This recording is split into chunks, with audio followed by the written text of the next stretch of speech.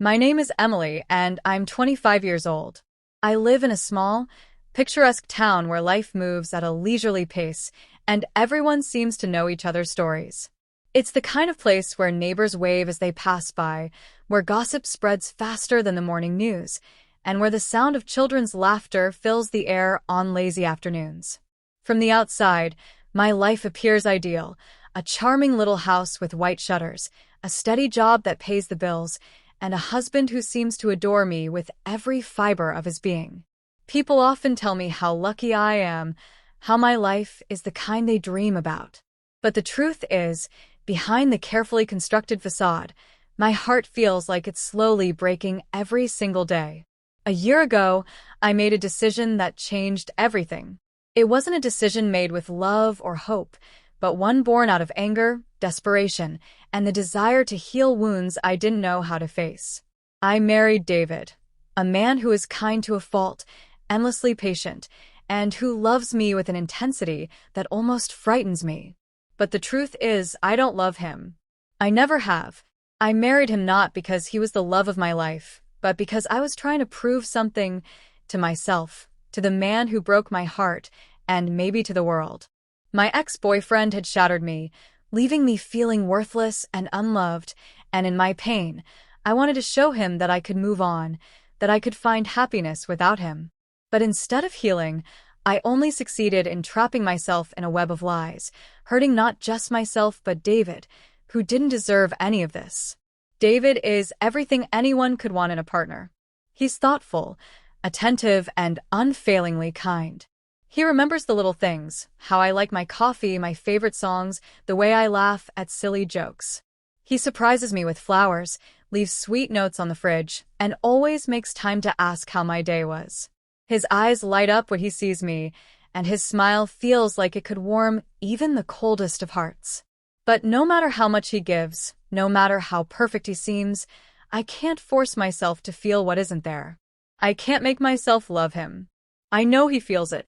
He senses the emptiness in my touch, the way I avoid meeting his eyes, the forced smiles I give when he does something kind. One evening, as we sat together in the quiet stillness of our living room, he broke the silence. His voice was soft, trembling with vulnerability, and I could hear the weight of his emotions in every word.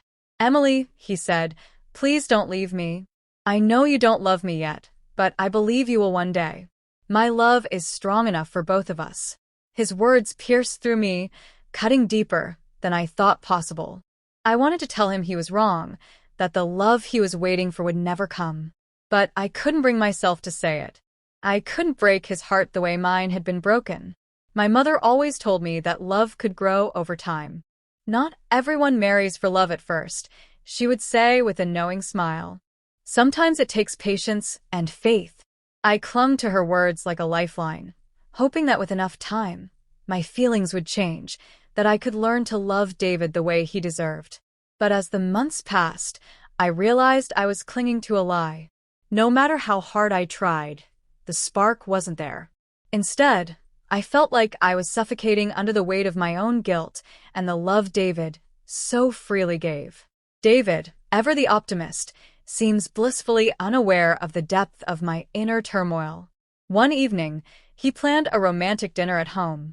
He cooked my favorite meal, set the table with candles, and greeted me with a smile that could light up the darkest room. As we sat down to eat, he raised his glass and said, "This is for you, Emily. Everything I do is for you." His eyes were filled with so much hope, and in that moment, I felt like I was drowning. I wanted to tell him how much I appreciated his efforts, but all I could muster was a weak smile. Inside, I felt empty. After dinner, he surprised me by taking me to the park where he had proposed. The memories of that day came flooding back: the way he knelt on one knee, the joy in his voice when he asked me to be his wife. Now, standing in that same spot, he held my hand and looked into my eyes with the same unwavering devotion. "Do you remember this place?" he asked softly. "This is where I promised to love you forever." I nodded, my throat tight with unshed tears. I wanted to scream, to tell him that I couldn't love him back, that I didn't deserve his unwavering devotion. But I stayed silent. The thought of hurting him was unbearable. Every day, I wake up feeling trapped in a life that looks perfect from the outside, but feels like a prison on the inside. The guilt of knowing I'm hurting a man who loves me unconditionally weighs on me, and I wonder if I'll ever find a way to make things right. David's love is strong, but I fear it will never be enough to bridge the chasm between us. At night, I lie awake in the stillness of our bedroom, staring at the ceiling, my chest heavy with guilt and confusion. The quiet feels suffocating, amplifying the storm of thoughts swirling in my mind. I turn my head to look at David, sleeping peacefully beside me, his expression calm and untroubled. It's the only time he seems free of the tension he tries to hide during the day, the weight of our unspoken truths invisible as he dreams. I envy his peace. My mind is far from calm, tangled in the web of emotions I can't seem to untangle. Chloe, my best friend, was the first person to notice something was wrong.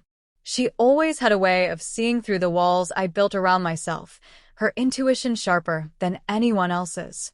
One afternoon, as we sat across from each other in a cozy cafe, she gave me a long, searching look. "Emily, are you okay? You don't seem happy," she said, her voice soft but firm. Her question hit me harder than I expected. For months, I had been holding everything in, pretending everything was fine. But something about Chloe's concern, the way her eyes seemed to see straight into my soul, broke me. I couldn't stop the words from spilling out. I told her everything, about my marriage to David, about how I had married him not out of love but out of desperation, and about how I felt trapped in a life that wasn't mine.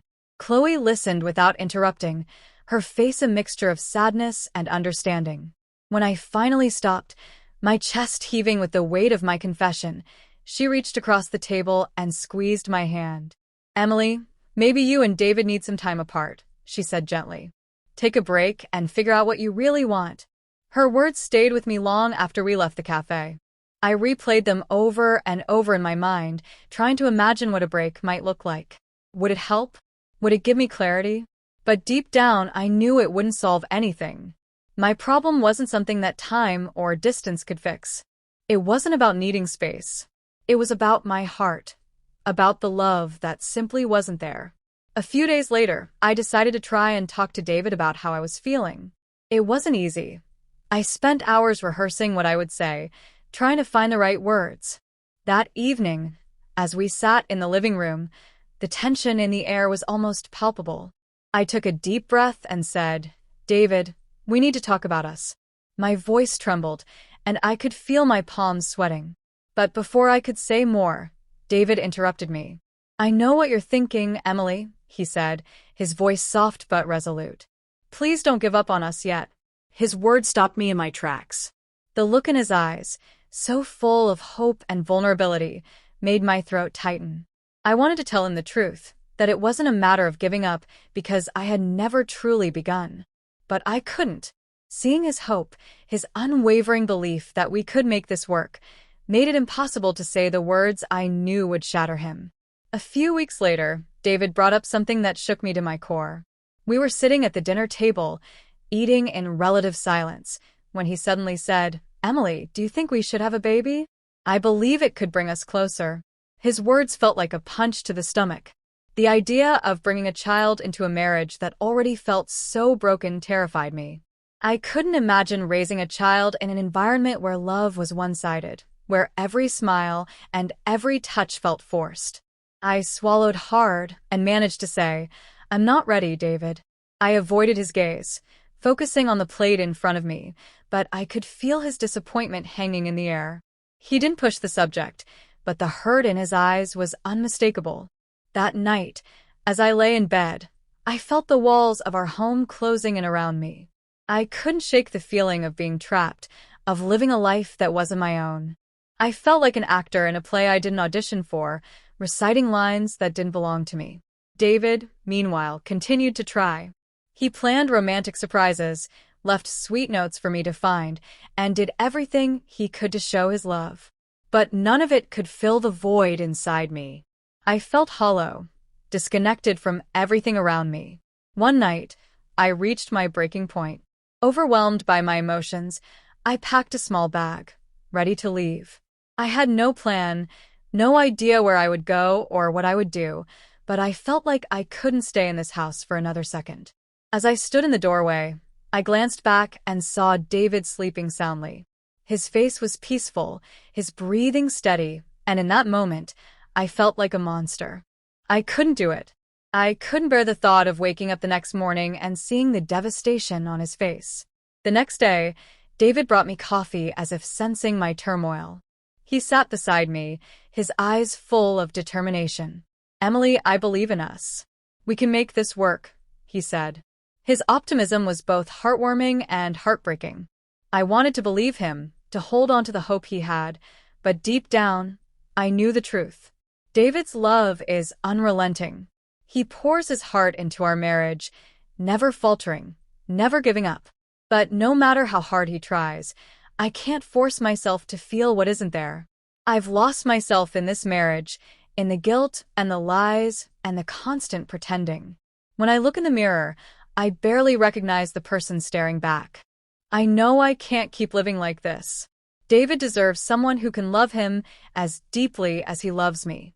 And I deserve a chance to find real happiness, even if it means walking away. I hope that one day, David will forgive me, that he will understand why I made the choices I did. More than anything, I hope he finds the kind of love he truly deserves.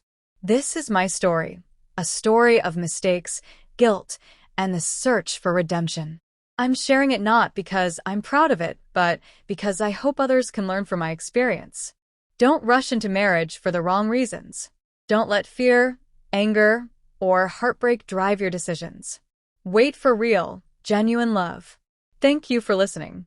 If my story resonates with you, please share it with someone who might need to hear it.